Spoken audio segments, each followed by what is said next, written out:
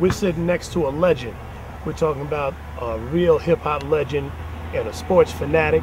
We're talking about one member of the legendary group Tribe Called Quest, Phife Dawg, the 5-footer. How you doing, fam? I'm good, man. I'm good. You all right? Yeah, it's all great. But I'm gonna hold on to this, man. You know, I know a guy like Phife, for a lot of people who don't know, he is not only one of the premier MCs in this industry, but he's also a sports fanatic. And you've been like down with sports probably before you was MCing. Talk a little bit about your sports background.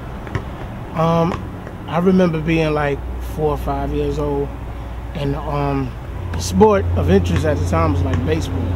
You know what I mean? And you know, as a kid, you pretty much gonna follow who's winning. You know what I'm saying? So I was messing with the Cincinnati Reds back in the days. In New York? Yeah, because they were winning. Oh, that's right, the Red Machine. They had the Johnny Pete Bench Rose, and everybody. Johnny Bench, Joe Morgan, Dave Concepcion, George Foster. They had a crew. Ken Griffey Sr. Now, a lot of people hearing these names, that's dating ourselves. That means we are two gentlemen over the age of 30.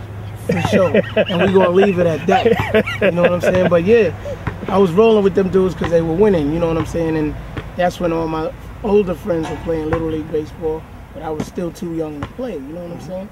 But then once Reggie Jackson left Oakland, he went to Baltimore for like 1 season. I didn't know. He went to Baltimore? He went to the Orioles for like 1 season.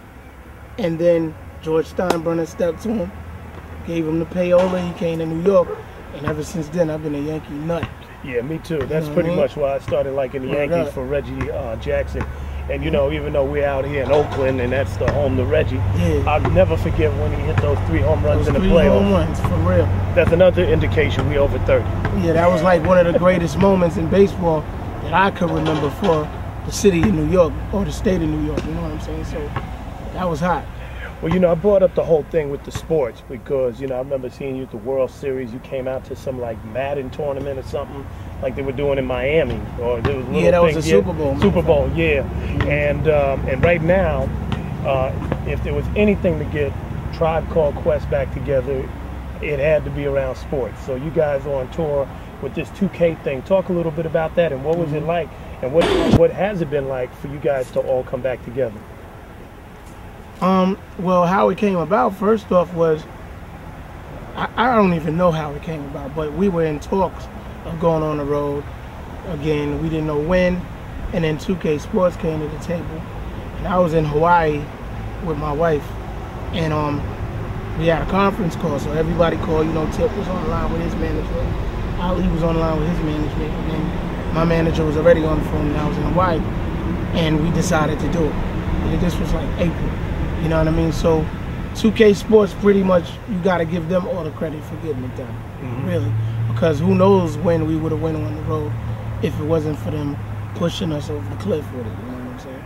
Well, you know, for a lot of people, what happened? Why has it been so long for Tribe Called Quest to be back together? And I got to ask it from the standpoint of, you know, when we talk about like the top 10 albums of all times, inevitably Low End Theory or Midnight Marauders comes up there, you know, and it's not even a question of whether or not it makes the top 10.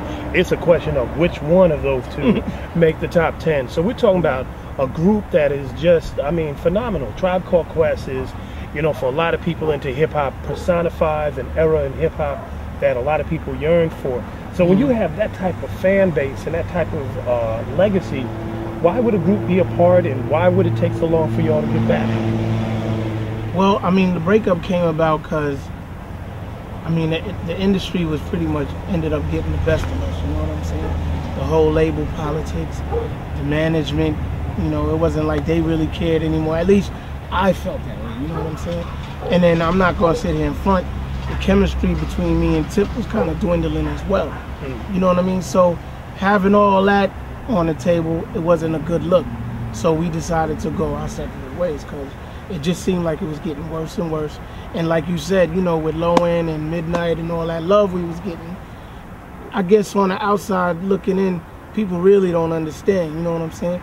But when you're involved, you're right dead in front of it, it's not good, you know what I'm saying? So we thought at the time the best thing to do was to break up, and we had the idea that we would get back together eventually, but the breakup was so sour, you know what I'm saying? I had no idea we'd get back. all of a sudden, 2002, we broke up in 98. But I believe, when did Jam Master Jay pass away? Was it 02? I think it was 02, Jam Master Jay. That was right. a sad day. Now, basically, I'm from Queens, Tip's from Queens, you know what I'm saying? And we're from St. Albans, Queens, like that's where LL is from. Hollis is like right around the corner practically. And for people who ain't familiar, Queens is one of those boroughs in New York City. And when you talk about St. Albans, Cambria Heights, Jamaica, Hollis, those are the black areas, the main black areas, right. other than Queensbridge, which was closer to Manhattan. Mm-hmm. And so back in the days when y'all were coming up, that was like the only place you saw black folks. Malcolm X, by the way, lived out in Queens in that area. The time has come.